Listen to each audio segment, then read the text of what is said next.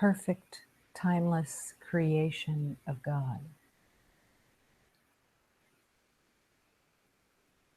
The timelessness of your life is perfect. It's only when it's brought into time that it becomes distorted.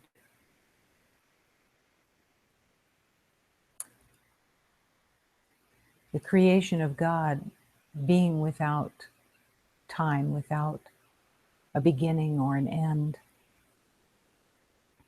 has no true relationship to time at all. Time has been completely made by a false identity. And it was made for every beloved to be a slave of time, believing that time is the master.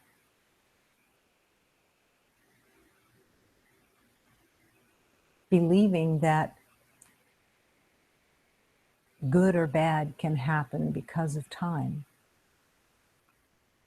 Believing there's a right or wrong with time. And it nurtures judgment. It nurtures judgment because it gives judgment so much to hang on, so much to believe in.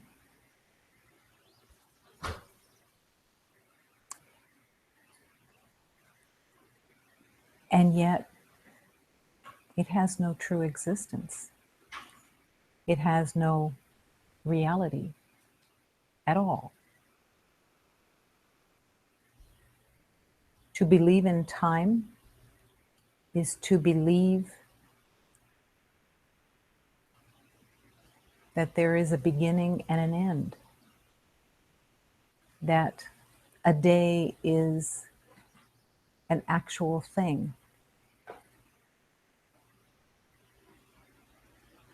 What happens if you don't give your loyalty to time? The ego becomes extremely fearful because it depends on time. It depends on the structure of time that means something. It's watched. It's evaluated, and it's revered and feared at the same time. What happens when you're not on time? What happens when you're racing to be on time? What happens when you believe in aging? What happens when you believe someone is older than you or younger and that it makes a difference? What is it that you know about anyone or anything that is geared to time?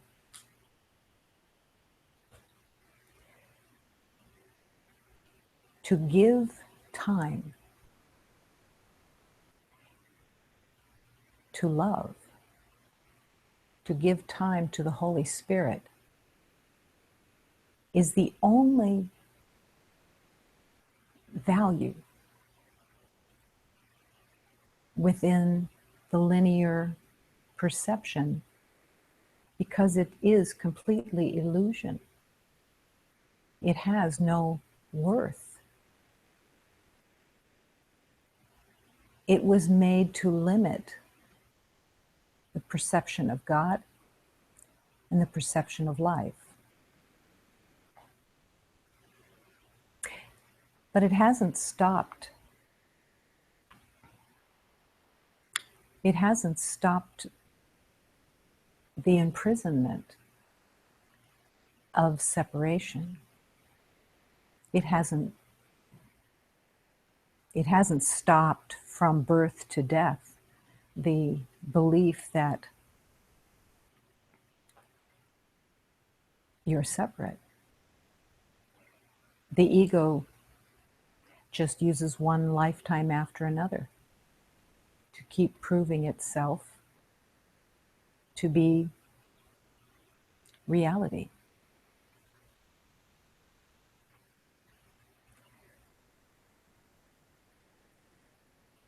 Time in and of itself is not an enemy, but it is part of an imprisonment. Only because so much is given to it, as it has worth, as it has power over you that says good can happen from this and bad can happen from this. If you're on top of time, then good comes from it. It's all made up. It has no reality and no value. But allow again the Holy Spirit to use time, and it becomes a precious window. It becomes the instrument of the Holy Spirit.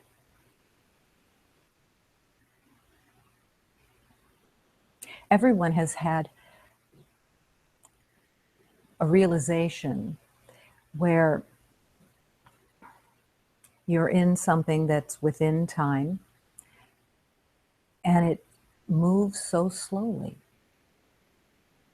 It seems to take forever. The time is just dragging. And then there are other uses of time that seem to speed everything up. And where you thought it was 10 minutes, it was an hour, 2 hours. And there is a mystery there of how the force of energy is being moved. And still, for most, time isn't questioned. It seems to be a fact. But all of the pieces and parts of the ego strategy, all of it has an intention.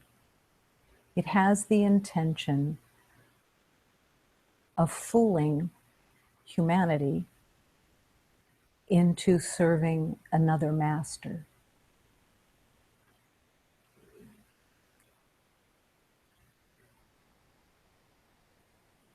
So it is especially essential that time no longer be feared or revered. And the only way that it can be really seen or embraced is the paying attention of what it promotes and what it evokes within you. And what rules have you made that are to follow the master of time? What rules have you agreed to?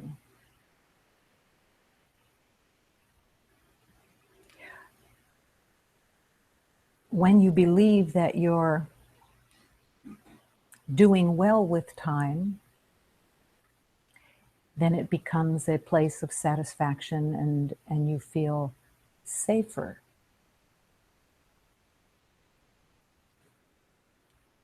If you're driving in your car and you're speeding because you had an appointment and you're not there. And then the anxiety comes up.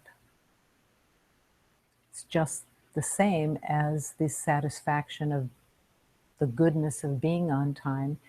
It is your master.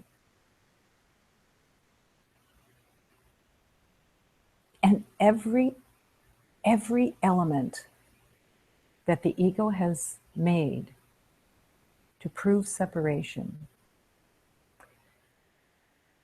is being called to be questioned, not with judgment, but with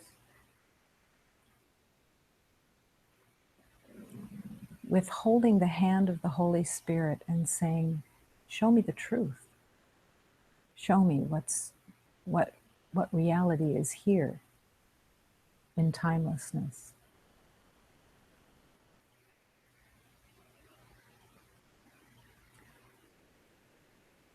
To realize how time is upside down, it's to realize that you as creation of God are not only timeless, there is no, you cannot define yourself or the divine truth of creation through any age of anything. Maybe you have a vision or an idea that your spirit is the spirit of a child or the spirit of an adult or the spirit of an aging wisdom. None of those are true. There is no age to your spirit. Your spirit has been the element of creation for all eternity and will continue to be for all eternity. And there is no age because there is no time.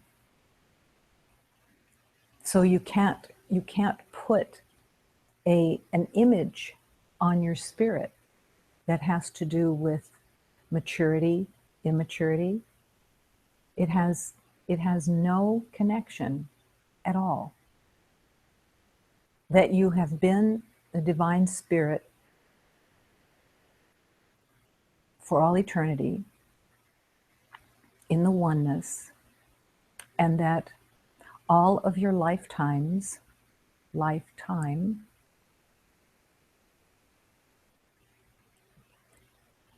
had no influence on your divine spirit.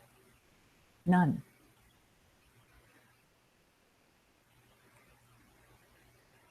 What is it that stops anyone from embracing the divine spirit that you are?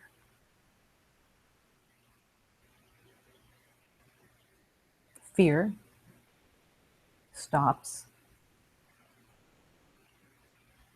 But it's also the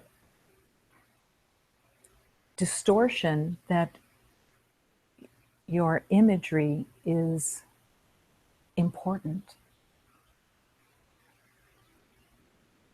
when it really doesn't have an importance.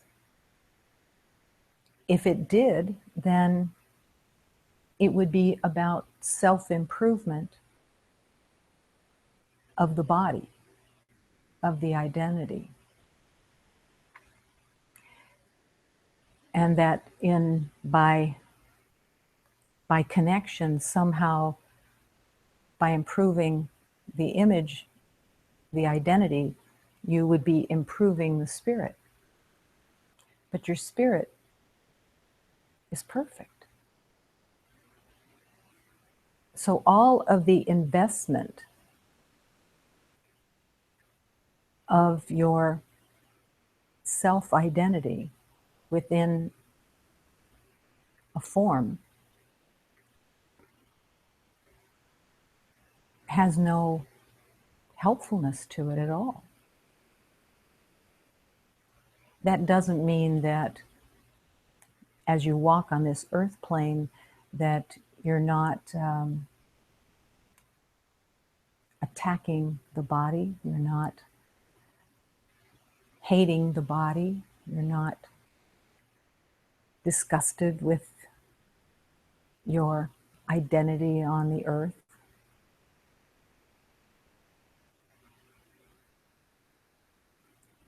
But it's not the purpose to make a better image, make a better identity. And without that connection to making a better identity, when you recognize that and accept it, then you can more easily go to truth, to reality, to meet your divine spirit. It's not unmeetable. It's not hidden. It's hidden to the mind that believes in the ego, for sure. And so the journey is to focus on letting go of everything that's been made up, which is connected to the imagery and identification, but to meet your divine spirit, which is essential, because that's awakening. It's awakening to the perfection that you've always been. And it is a waking up, because the rest is a dream that has no truth.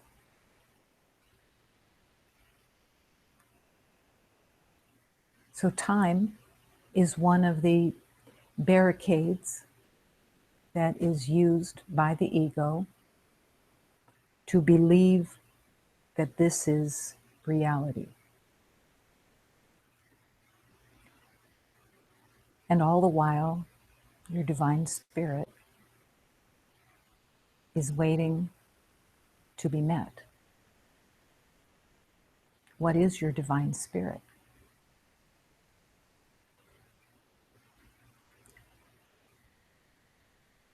The perfection, the light, the innocence, the universe, everything that God is your spirit. To be created by love is to be love. Can't be anything else. Not anything to do with the word love that has been used within the world, but to dive into the truth of love.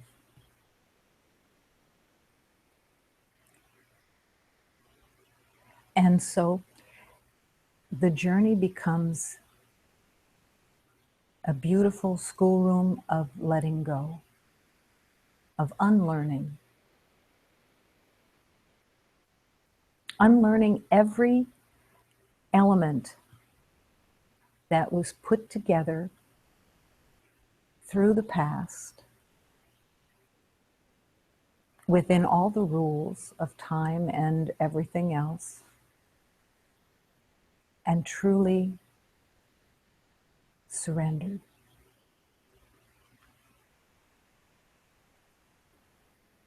There are elements within healing where you will be free of time, the body, the imagery, the identification. it'll disappear. When it disappears, it is essential that a trust has been embraced and developed so that you can meet the Divine Spirit. The disappearance of that self-made identity will return while you're still on this earth plane. But it won't return in its totality. You will have stepped through the illusion. And its purpose is to allow your heart and mind to accept the divine truth. Accept it so deeply that you can, for a little while, be without all of the identity that you've made and held on to.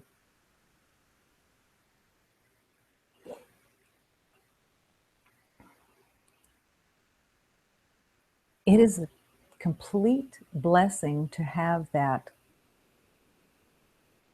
open, but it's also totally necessary that you want it, that you are not afraid of it, and that you truly want to meet the Divine Spirit that you are. It is essential to put yourself into the hands of God, to trust beyond your own mind, is freedom. And it's where peace is always there. Because you are peace, because you are joy, because you are harmony. You are everything that God is. You are light. But those are just words until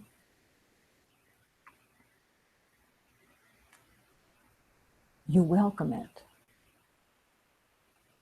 Welcome it every day. Welcome it because it's what you incarnated for, to remember and to embrace reality. To step out of the identity for a little while is not about an experience. It's not for the sake of having a notch on the spiritual belt of, yeah, I've accomplished that. It's a purposeful, essential element to prepare you for truly awakening to your divine self. And it is perfectly orchestrated by the divine. And this is, to prepare for that, is the necessity to prepare in trust. To have faith that you can follow all that God calls you to, because you have the faith that this is the purpose of your journey.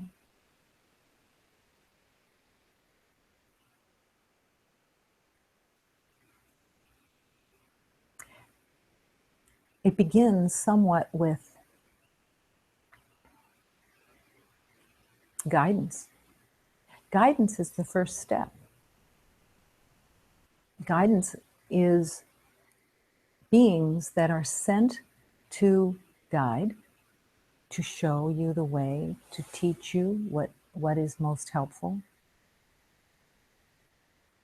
to be your personal mentor from the divine that is completely devoted to you for your remembering. There is nothing in any guide that has one little anything of ulterior motives. The reason that beloveds are afraid of guidance and guides is because the ego is projected onto the guide. And suspicions of not being safe or being mishandled or taken in the wrong direction or whatever the mind can make up. All of that's projected or can be projected onto the guides. And then the suspicion becomes stronger. But every guide is the purity of God. There is no other motive other than to serve your remembering.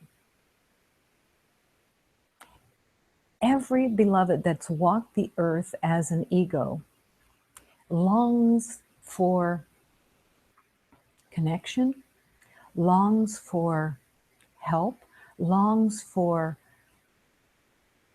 comfort, nourishment, and to be helped. The longing is there, but the suspicion can override it. The suspicion, the fear can say, no, I'm sure that these guides are going to take me in the wrong direction. But truly, everything that every guide has ever offered has been the purity of God, and there is nothing within anyone's guide that would in any way take you down the wrong road, give you the wrong information, make you stumble or fall. No, it's not possible. That's the world. That's the ego mind. But it is not the guidance of all these divine beings that serve love.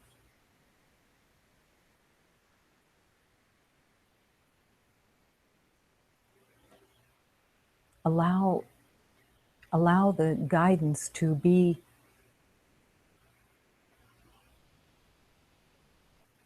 as deep as it possibly can be. Embrace it with everything that you have. And if at all possible, toss the fear, toss the doubt, toss the resistance, toss the knowing, toss it all out.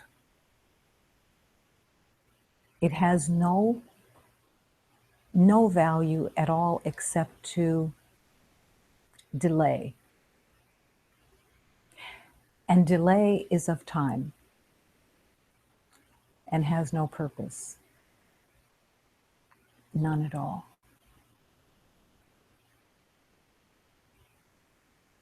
As you allow the guidance to open your heart, open your mind, and you follow and you listen and you commune and you obey,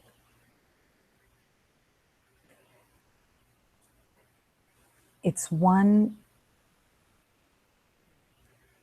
very large step that leads you to meeting your divine spirit and dropping the identity just for a while.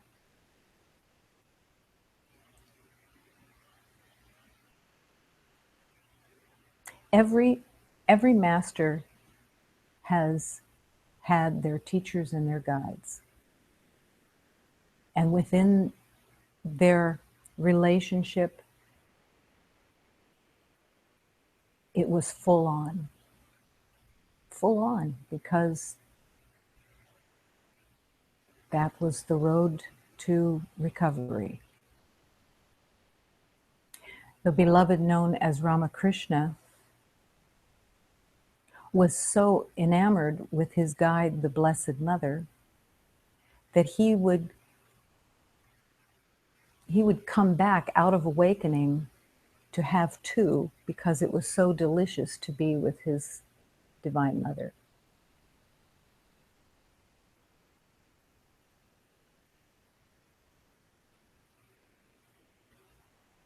It's meant to open your heart even more to devotion. It's almost the devotion to your guide and the acceptance of your guidance is such an important step, because it lets you dance with devotion. It lets you learn how to say, whatever you show me, take me, teach me.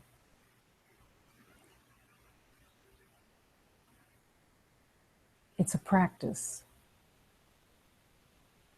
It's a schoolroom with your guide that you're learning how to surrender, how to follow, how to listen.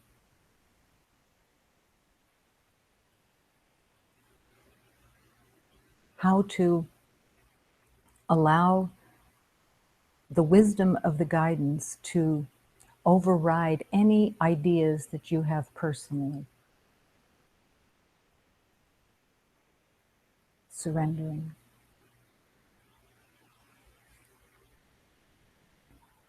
And in this moment, this room is filled with guides. Meet them. Don't resist them. Welcome them. You may have several, you may have many, you may have one at a time, you may have ones that come in and for particular elements of healing and learning. You're not in charge. Thank God. In that state, we cannot be in charge because we don't know anything, and we have to accept and follow. And it teaches the exquisite humility of following. And it teaches faith, because it's all so essential. So in this moment, as your guides are with you, welcome them into your heart. Welcome them and rest with them. Open that door. Let the relationship blossom.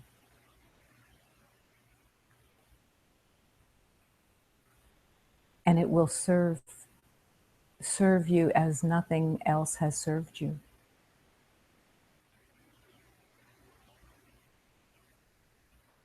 With all the guides here, in this love, we affirm that this universe is all love. And we affirm and accept that this sanctuary is filled with love and guidance and the healing power of God's love, always here. the life force of God, each guide and within you. That is your divine connection, the life force of God. One heart for all eternity, until the guidance is no longer needed and everything merges and you have remembered.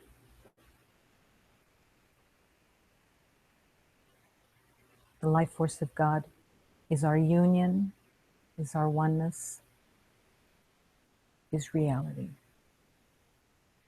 Allow.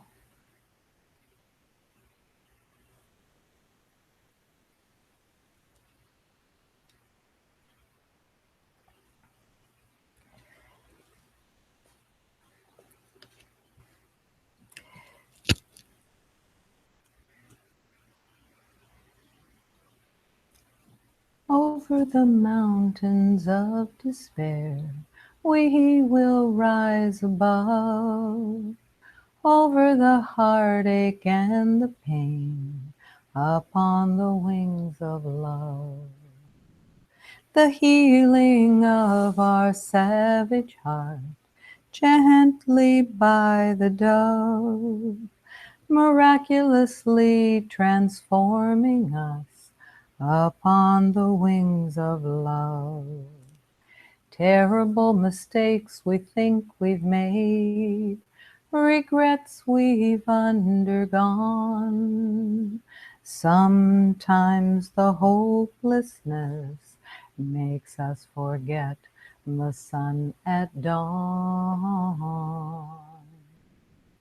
All delight and joyousness, the tender mercies of Jesus, who carries our burdens upon the wings of love.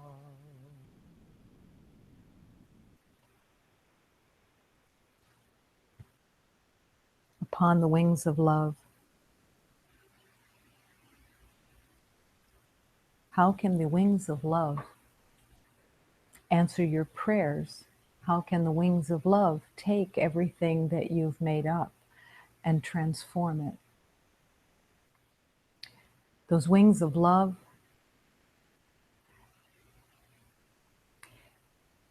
it is the essence of the divine spirit.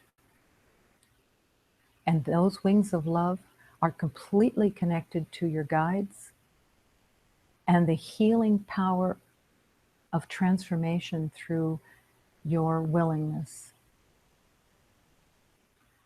Healing power of love, the wings of love, always wanting to serve your remembering. If you feel without, reject it. If you feel abandoned, reject it. If you feel that you are burdened with terrible mistakes that you think you've made, surrender them. They mean nothing. They have no power. They have no truth. Surrender it all.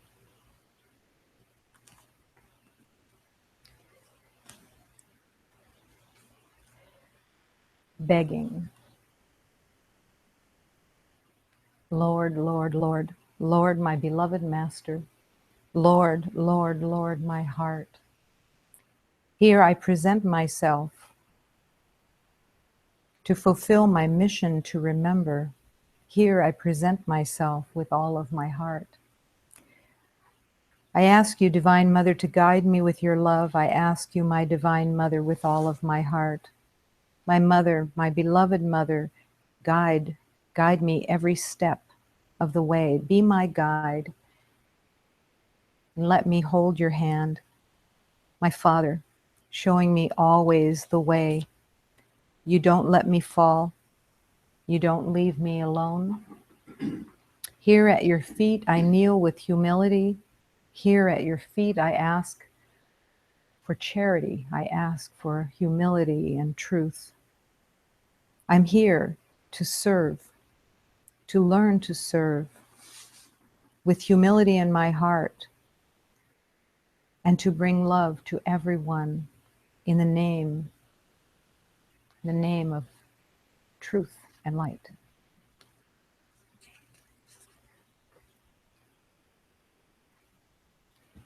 Señor, Señor, Señor, Señor meu mestre amado, Señor, Señor, Señor, Señor meu coração, aqui me apresento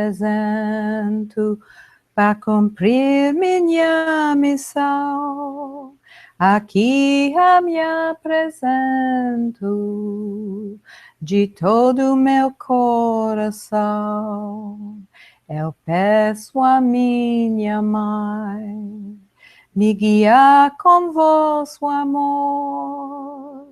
Eu peço a minha mãe de todo o meu coração. Oh mãe amada, guia esta missão, cada passo que der, enteja vossa mão. Oh Pai divino, Pai, mostra-me sempre o caminho, não me deixe daí,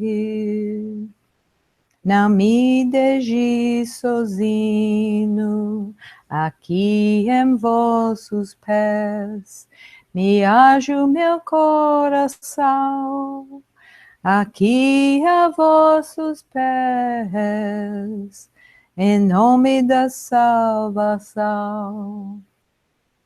A todo seu curar, com humildade meu coração,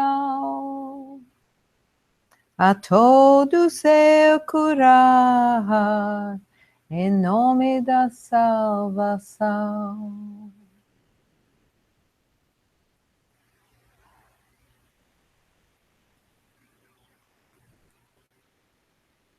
In the divine light,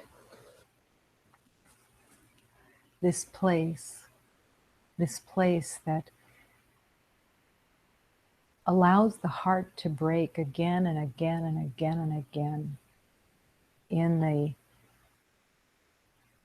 exquisiteness of this love.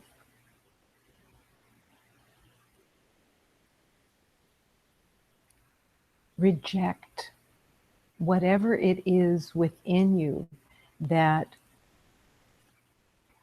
wants to stay in control. There is no control, and there can't be any control. It has to be a total surrender. This is not because there is a need in God for groveling. There is not a need in God for watching beloveds prostrate themselves and feeling a superiority. That is the projection from the ego. But to pass through the resistance of, I'm going to stay together and I'm going to do this spiritual journey while I'm holding myself together, is folly. It has no worth. It is not your friend. It is not your protection. It is the complete misguidance of the arrogance of the ego that believes it can somehow get through into the truth while holding identity together. And it's just not possible. What is it to allow your heart to break? To let it break. You have fought breaking open the heart for lifetime after lifetime after lifetime, trying to stay protected. But the spiritual journey is to defy and to deny the protection that has been so preciously held in the name of illusion.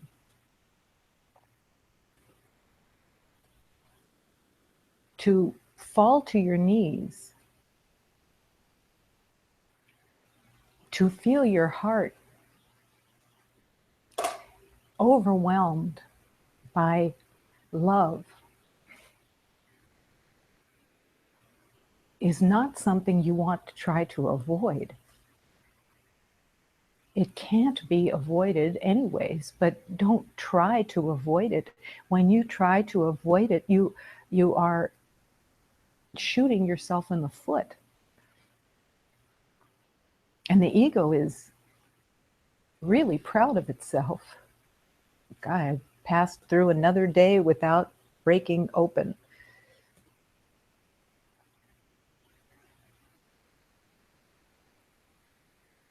The purpose of a teacher is to demonstrate that there is nothing worth keeping. There is nothing that is of value in holding yourself together. Does that mean that you have to be crying all the time? No. But when you are hearing or singing, Lord, Lord, Lord, Lord, my master, let it touch you so deeply that it breaks open your heart. What do those words mean? Lord, Lord, Lord, Lord, my master. It's a declaration that you are the creation of God, and you are recognizing it, you are embracing it, you are wanting it, and whatever strategies the ego has put together to stay contained, declare yourself. I don't want this anymore. I don't want to be protected, defended against love.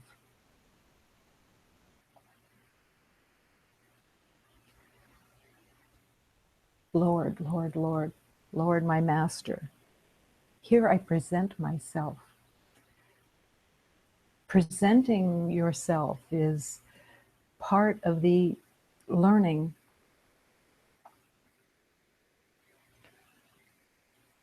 of love itself, that your heart isn't going to stay protected.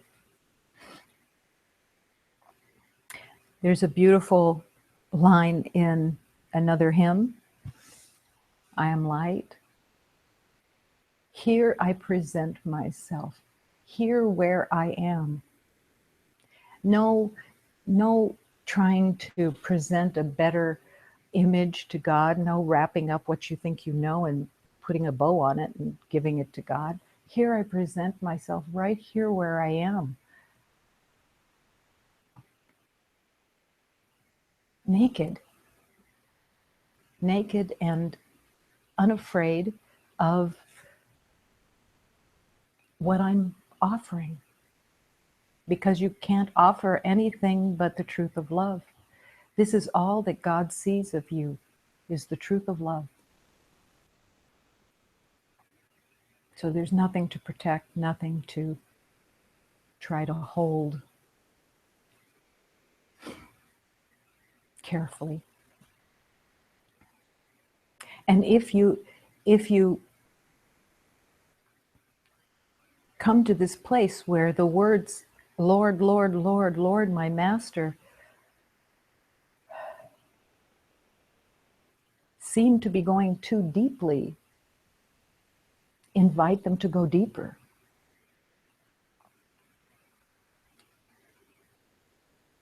The place that is the most painful place is the place that is in the mind that says, I'm going to navigate this on my own, and I'm going to figure out how to surrender without actually surrendering too much.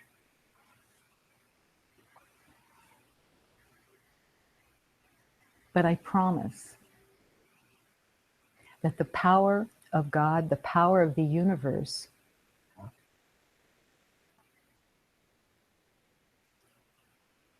is waiting to lift you with your wanting.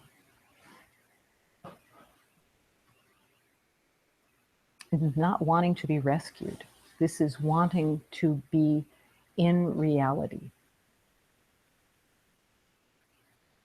in strength, but not the strength of the ego, not the strength of the ego that says, I can figure this out. And the element that is the most unhelpful is the game that the ego plays of believing that it's in control when there's nothing to control. Nothing. Lord, Lord, Lord, Lord, my beloved master. If you sang those words all day long, it would affect your heart. It would affect your ability to stay separate. So you can ask within, what stops me from singing these words? What stops me from repeating these words all day? Lord, Lord, Lord, Lord, my master. The fear is that you're going to touch that place within you that remembers, and the place within you that wants to come home. Don't allow the ego to play its game of defiance. And allow all the guides to come in and lead you.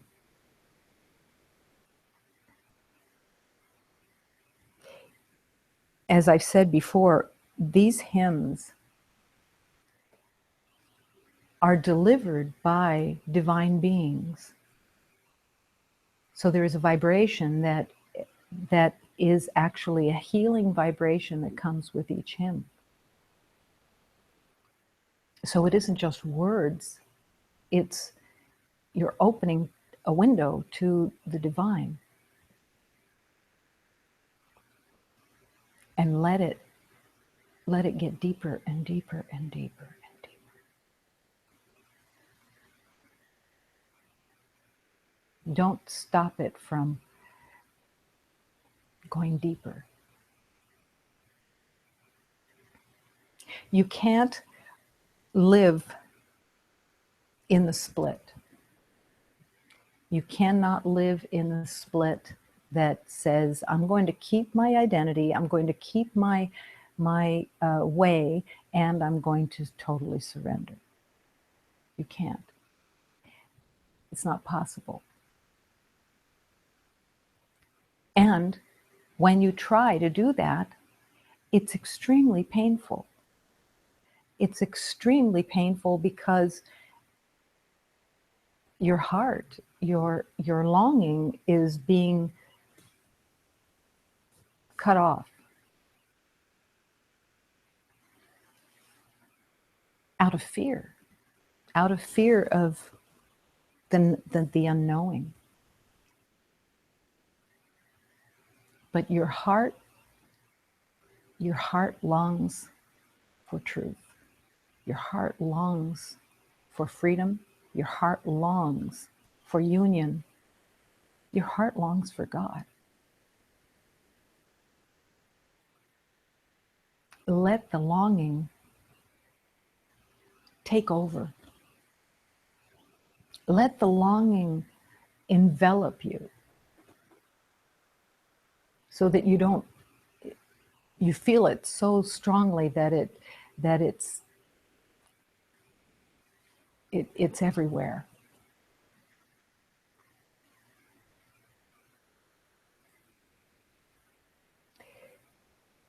This is the journey of love. That is what you're here for. Not just here in this moment, but here on this earth plane, to truly open that longing. And the yes, and to follow.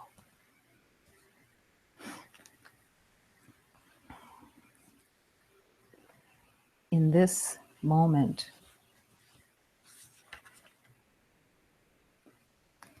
which may seem to take up the other side, but it isn't really.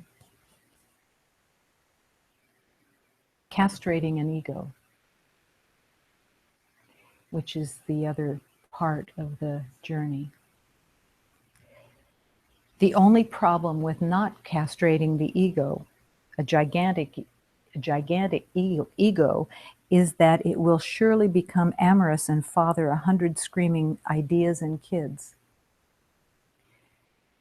This has been the goal of the ego within humanity, who will then all quickly grow up and skillfully proceed to run up every imaginable debt and complication of which your brain can conceive. This is what we've all done with the ego. This would concern normal parents and any seekers of freedom, and the local merchants nearby as well. They could very easily become forced to disturb your peace. All those worries and bills could turn into wailing ghosts. The only problem with not lassoing a runaway ego is that you won't have much desire to play in the world of love.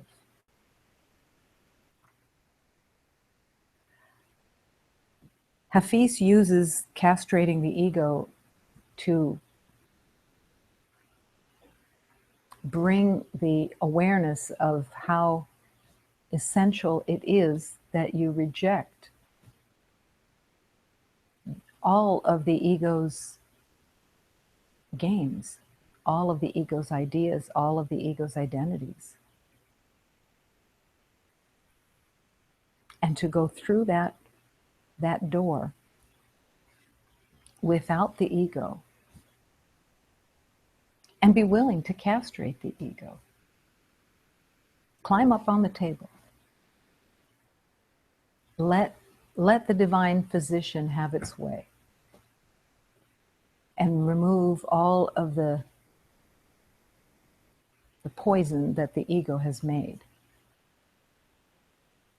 The ego that runs up every imaginable debt and complication. There's no complication in love. There's no story in love. There's no reasoning in love. Imagine that you have a day without reason, without meaning that you have given to something, but that you're just moving through every moment at peace, with nothing to have to bring to anything. Only love. Because you are love. Because you are the spirit of the divine. And nothing else shows up anymore. That's the truth of you. Completely.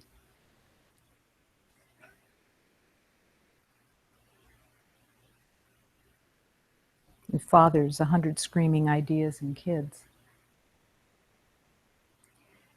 The only element of the ego that is so insane, it's not the only thing that's insane because it's all insanity, but is that you've divided the ego into two sections. All that you like and all that you hate. All that you're afraid of and all that you revere. And there's two camps.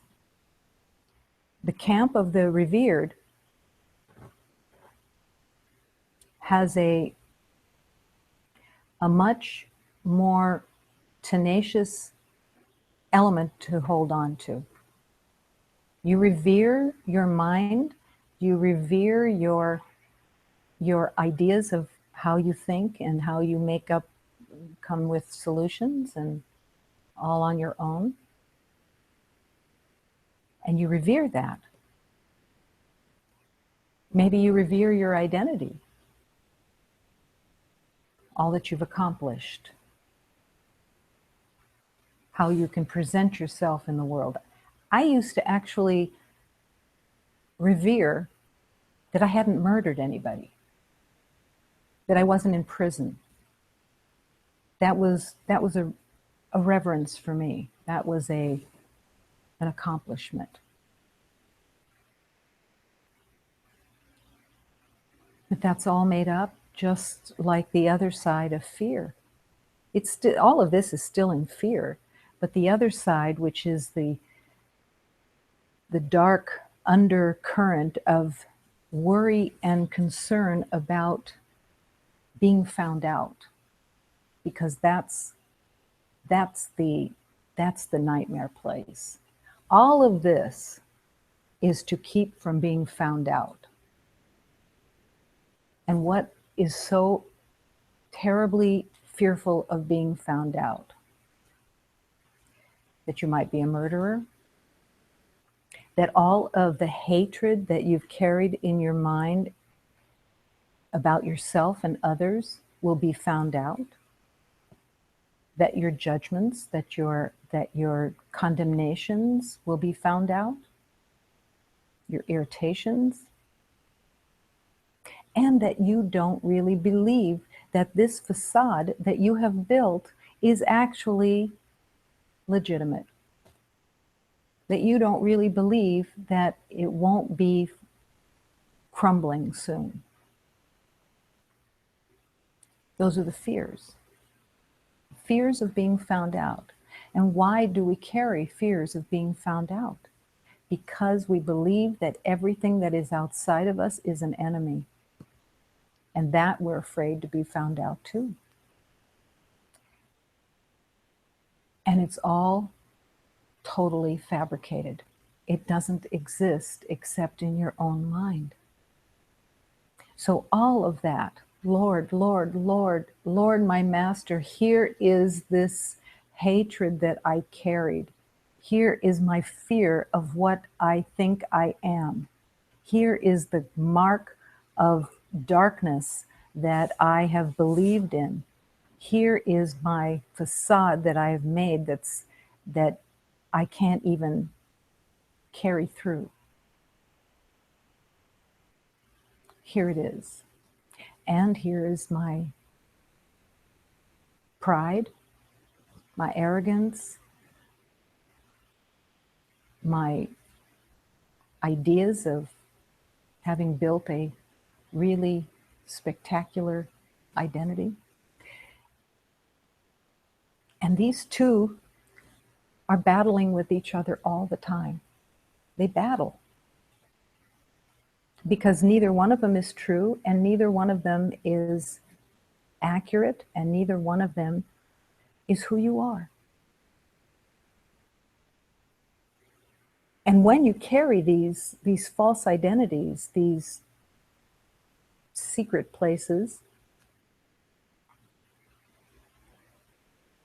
in that you're afraid to go to God, because you're afraid that this imagery that you've built can't be forgiven, because you can't forgive it, because it's the belief that it has value, that it has reality, and it doesn't. This is why forgiveness is so essential to forgive. I made it up. I made it up. And everyone that comes to that is freed. I made it up. I made it up says,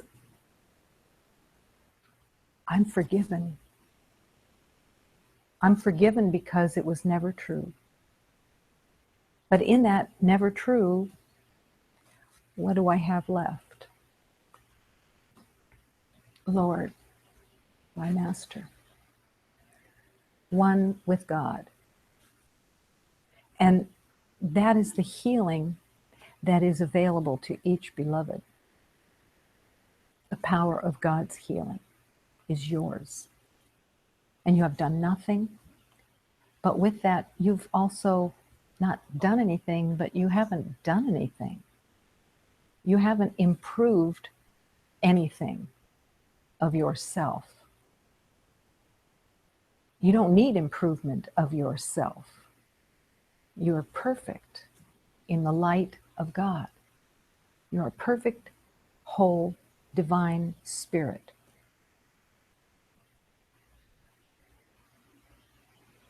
To accept and reject the lies of the egos that have been made, the split, giving them all.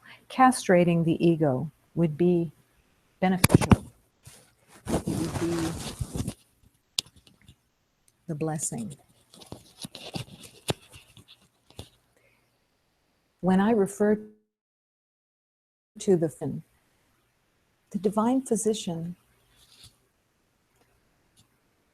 I always saw the divine physician as Jesus. Doesn't really matter. It's the love of God. But you give yourself to that divine physician. How are you healing when you haven't got a clue how to heal? And you turn to the divine physician and say, here's everything that I've seen, and I give it to you, and I don't know what to do with it, except to forgive that I made this up and that I don't want it anymore. And open the door for that healing. Castrating the ego.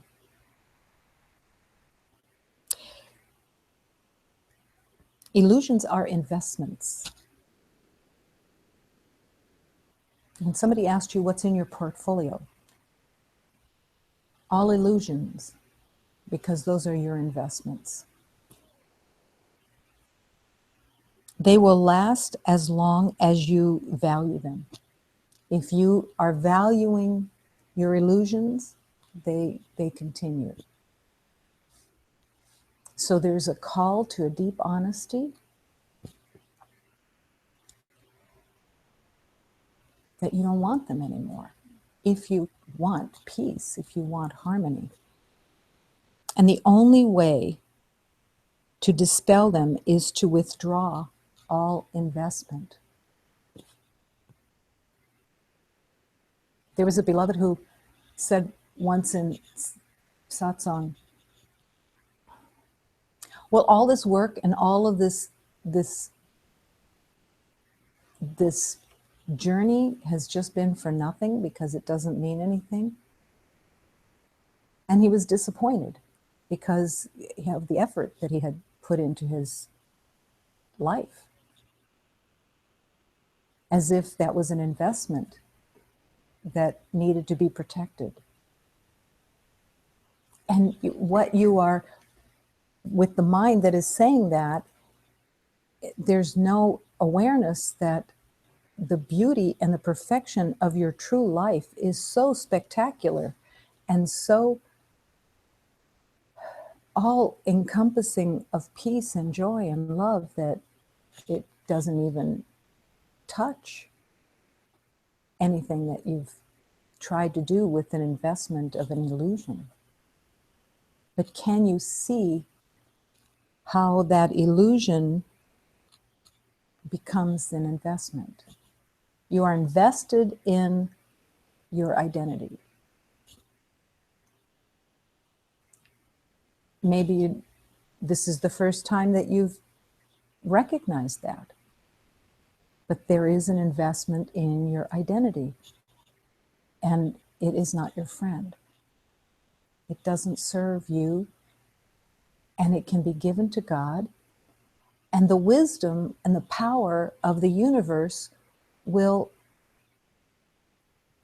bring you to the truth, and all of the investment will fall away, and you will realize that you are now finally free of the suitcases that you've been carrying, of the burdens of separation, because that's all that you're letting go of. You're opening to love. You're not being thrown down a pit without a ladder. You're being led to heaven on earth, free of pain and suffering, free of strategies, of everything that the mind can think of, freed.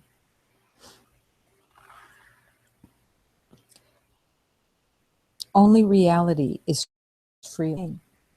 Only reality is free of loss. How many have suffered in the belief of loss? Everyone, depending on what the identity has been and what the loss has been identified as. But reality is free of loss because there's no death, because there is no loss of anything that's real. The only thing that you let go of is what is made up. It has no purpose. So reality is completely free of loss. But this has to be accepted. This has to be embraced as divine reality. And accepted so deeply, because then you can forgive all of the perception of loss that you've ever. No one that you think has ever abandoned you has abandoned you. Every single beloved is one with you as the divine spirit, free of their identities, because you were willing to free them and return to love. That is the preparation for your remembering. Free of pain, free of loss, free of fear. Do you want those? Do you want to be free of pain and free of fear and free of loss? Who doesn't? Why would you want to hold those elements when they're not of God? When they're completely for the sake of pain and suffering, because that is what keeps everyone separate. Has no purpose. I was called to write a teaching about specialness. Specialness is a separation. Specialness you gave yourself. It stands for you alone as self-made. Self-made, self-maintained, in need of nothing, unjoined with everything beyond the body. You believe you are a separate universe with the power to hold yourself complete within yourself. Now, no one is thinking these things consciously, but they are where all the pain comes from of separation. You hold yourself complete within yourself with every entry barred against intrusion, every window barred against the light, believing in attack and furious anger always justified, with a grim determination to be right. This is not a condemnation. This is shining the light on what we made in the belief of separation. And it is what it seems to be when the belief of separation is there, the specialness, that you are alone as a self.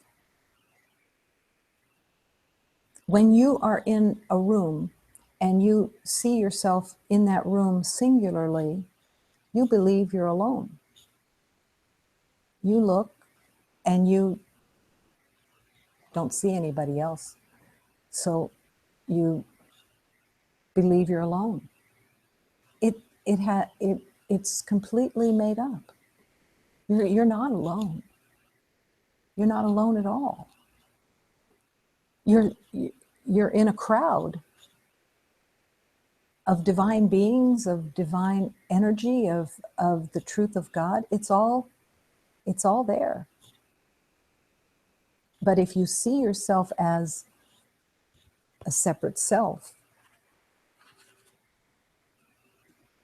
you see yourself as alone.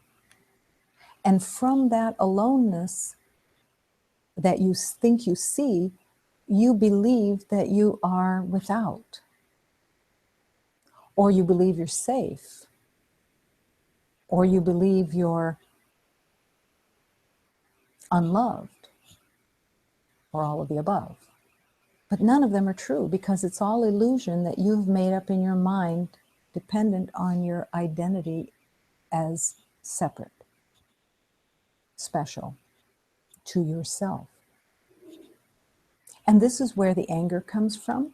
This is where the sense of abandonment comes from. This is where the belief of being bereft, of being unfairly treated, of being without, of scarcity, all of it comes from the belief that you made yourself and that you answer to yourself. Turn your heart to realize that you didn't make yourself. You're created by God. And in that divine creation, you answer to the Creator. And by answering, I don't mean that you have to explain yourself or apologize for yourself or anything that the ego would make up. It's that you answer to God, yes, God, I am yours.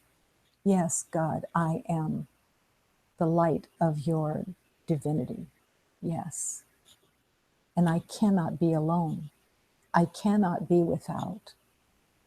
I am the light of God. And I walk with God. And I'm surrounded in love. I'm held in love. I rest in God. I rest in love. That is the truth of your being. Self-maintained. Do you believe that you maintain yourself? That there is only you to rely on for your health and wealth and your being? Do you ask yourself, what do you need? Or do you turn to the divine? What do I need? What is it that's most helpful for me? I don't know. If I would have known, I wouldn't have started out separate, incarnated. I wouldn't have been trying to figure out how to survive if I would have been available to the truth and to stop the nightmares of my made-up separation.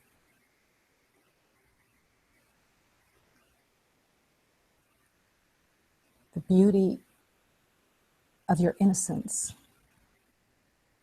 the beauty of your perfection, the beauty of the grace of God that wants to lead you and wants to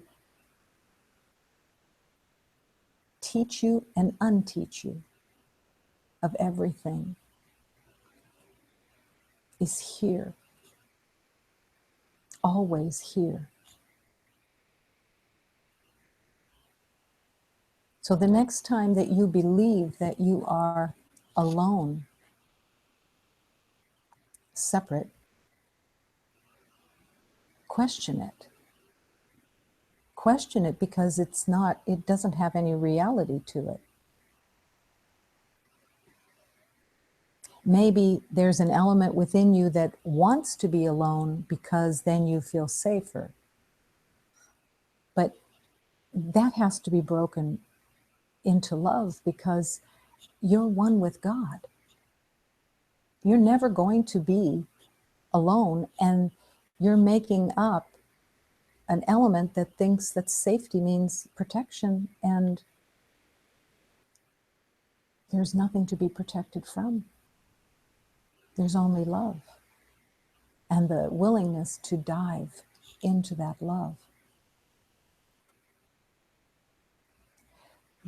When you find yourself looking at yourself as if you're alone in a room, there's a whole other existence that is not there when you see yourself alone in a room. All of your thoughts are completely fabricated because you are not that identity, and you are not alone or anything. It's all the flow of love. You won't be afraid to be with others, not other beings, but just with anything, with love, with energy, with divine guidance, with God in your heart. You're not looking for that to stop the ache of the belief of abandonment. The belief of abandonment has to be surrendered as the lie, as the made-up lie that we all carried. It has no truth. It's not about needing to be with somebody or something, or because you're afraid of being alone. It's the realization that there's only one, and it's all love. And you are in that love. You are that love. And allowing that love to be your purpose and your learning and your embrace. Lord, Lord, Lord. Lord, my master. I say yes. And I reject all the lies. And I'm willing to look at all the lies and reject them, surrender them, and forgive myself for having believed that I could be separate in any way. Lord, Lord, Lord. Every single beloved has built a defense system that is exclusive to each one, and yet completely the same at the same time. And every story is basically the same. Pain and suffering. surrendering it all, accepting only love, only harmony, only peace. Yes.